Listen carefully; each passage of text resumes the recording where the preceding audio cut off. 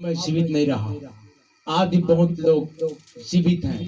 प्रभु यीशु मसीह के साथ क्रूस पर उसका हाथ नहीं ठोका गया, उनका पांव नहीं ठोका गया, उनका जुबान नहीं ठोका गया, इसलिए वो जुबान से बड़बड़ बड़बड़ करते हैं। समझ में आ रहा है? जुबान चलाते हैं, उनका पांव उनका हाथ चलता रहता है क्योंकि वो ठोका नहीं गया वहां पर, ठोका नहीं गया उनका हाथ वहां पर, किले में ठोका नहीं गया यीशु मसीह के साथ। अब सोचिए जरा सा, एक मरा हुआ व्यक्ति क्या कर सकता है? कुछ कर सकता है क्या? नहीं कर सकता। जो कुछ करेगा यीशु मसीह आपके अंदर करना चाहिए। आमीन। लेकिन नहीं, यीशु मसीह को पीछे और आप सामने, जबकि रखना चाहिए यीशु मसीह को आगे और आप पीछे। हालेलुया। क्रूस पर चढ़ने का मतलब तो ये हुआ ना, हम क्या लिखा वहां पर? मैं मसीह के साथ क्रूस पर चढ़ाया गया, अब मैं जिंदा नहीं रहा पर मसीह मुझ में जीवित है। आमीन। पर कौन जीवित है? प्रभु यीशु मसीह। हालेलुया। लोग चाहे कितना भी कोई क्यों ना कुछ बोले, कितना भी बदनाम, कितना भी अपमान, कितना भी तिरस्कार, कितना भी लांछन लगा दें, क्या फर्क पड़ता है? क्योंकि हम तो जीवित नहीं हैं। नहीं, आज भी तुम्हारे अंदर ऐसा स्वभाव है, मरे हुए हो। नहीं हो मरे हुए, जिंदा हो। कैसे? संसार के लिए।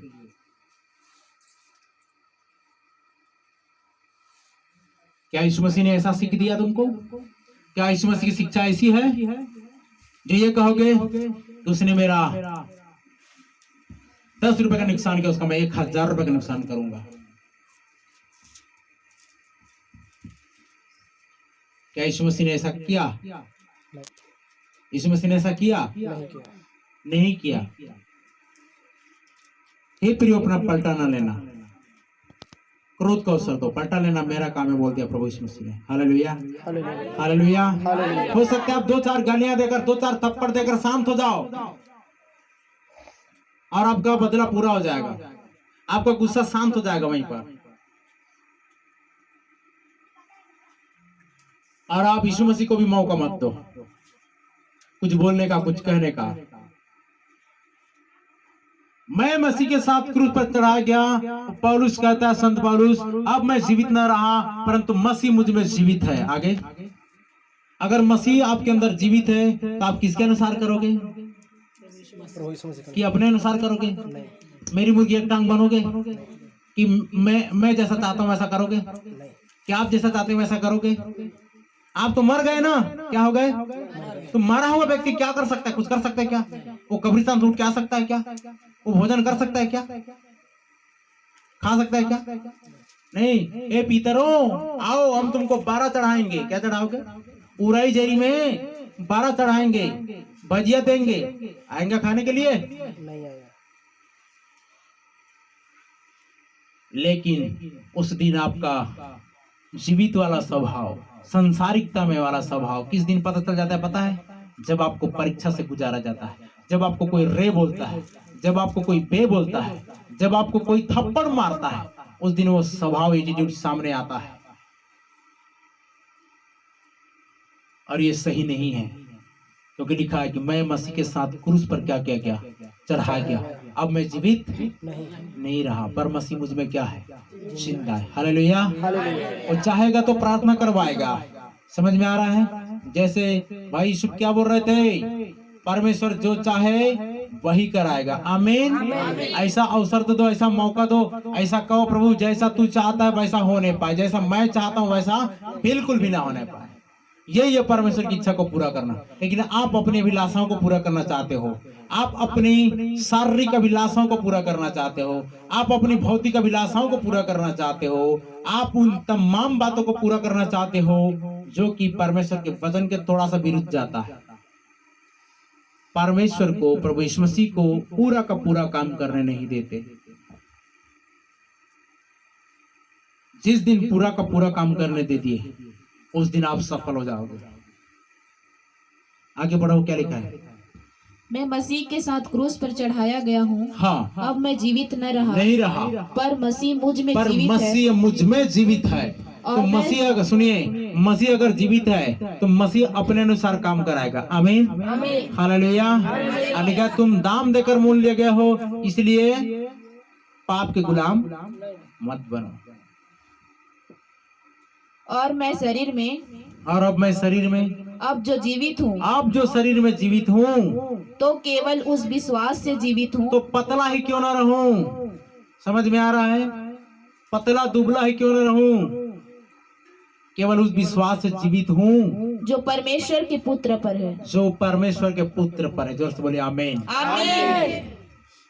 संत पौलुस तो यही समझाना चाहता है। अब जो मैं शरीर में जीवित हूं, केवल उस विश्वास से जीवित हूं जो प्रभु परमेश्वर के पुत्र प्रभु यीशु मसीह पर है, और जिसने मुझसे प्रेम किया जिसने मुझसे प्रेम किया और मेरे लिए अपने आप को और मेरे लिए अपने आप को क्या कर दिया, दे दिया। दे दिया। मेरे लिए अपने आप को दे दिया। ये हुआ पांचवा कारण, हमें उस पर विश्वास के द्वारा जीने के योग्य बनाए। प्रभु यीशु मसीह के प्रति विश्वास होना चाहिए, प्रभु यीशु मसीह के ऊपर विश्वास होना चाहिए और उसके योग्य जीवन जीना आना चाहिए। उसके द्वारा जीने के योग्य बनाए करके ये पांचवा कारण कहता है। आइए हम छठवां कारण देखें। इब्रानियों के पत्र 2 अध्याय 14 और 15 पद।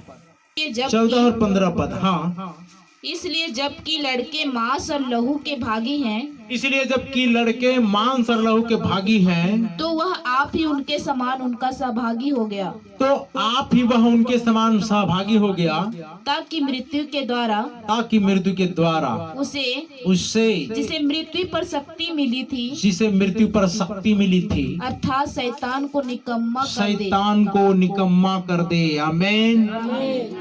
मृत्यु पर शक्ति मिली थी थोड़ा, लेकिन शैतान को भी क्या कर दे, निकम्मा कर दे, निकम्मा कर दे, शैतान को निकम्मा कर दे। हो गया 14 और 15 पद। और जितने मृत्यु के भय के मरे जीवन भर, और जितने लोग मृत्यु के भय के मारे जीवन भर दासत्व में फंसे थे, गुलामी में फंसे थे, उन्हें छुड़ा ले। उन्हें छुड़ा ले।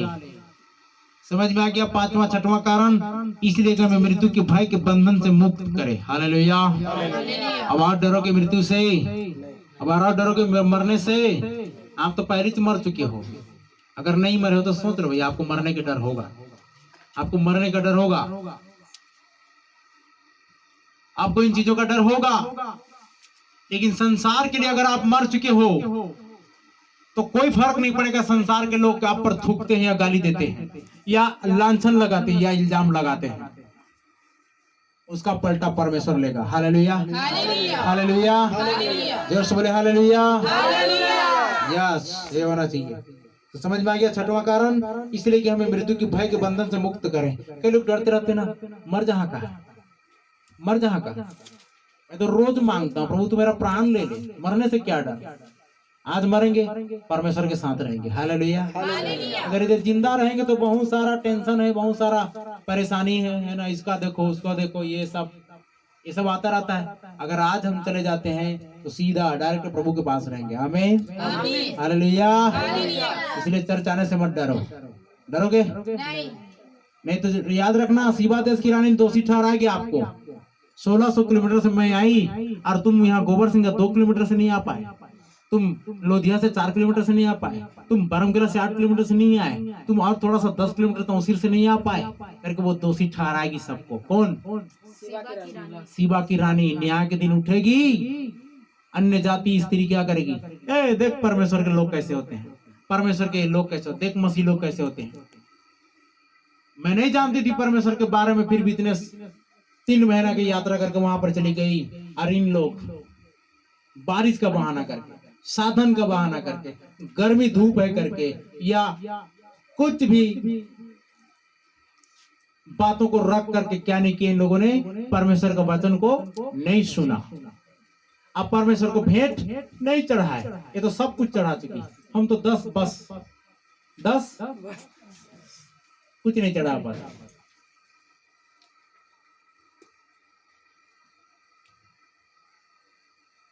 देखिएगा, और विधवा, कंगाल विधवा के बारे में देखने को मिलता है। एलिया के समय में वो विधवा स्त्री के बारे में सुनने को मिलता है।